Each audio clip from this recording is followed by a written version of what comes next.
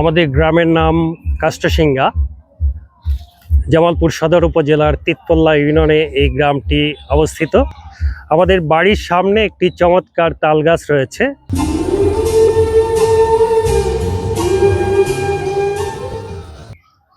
যতদূর জানি যে আমাদের এই কাষ্টসিংহা গ্রামের সবচেয়ে পুরাতন এবং বড় তাল গাছ এটি।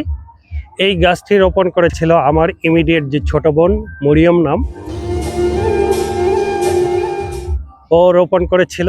তখন অনেকে বলতো যে তাল গাছ লাগায় সে তাল গাছের ফল খেতে পারে না, কিন্তু দিব্য প্রমাণ আমি দেখলাম যে আমি না, আমার ছোট বোন রোপণ করে এই গাছের তাল খাচ্ছে, আমরা খাচ্ছি, আমাদের আত্মীয় স্বজন প্রতিবেশী।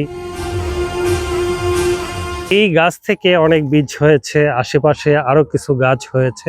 এই যে দেখা যাচ্ছে এদিকে আরো বেশ কয়েকটি গাছ হয়েছে এই তাল গাছের বীজ থেকে।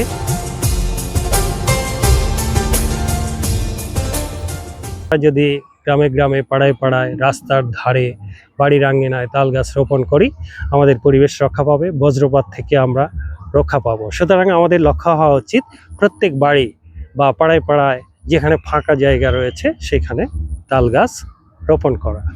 পরিবেশ রক্ষায় এগিয়ে আসি আমরা সবাই, তাল গাছ লাগাই।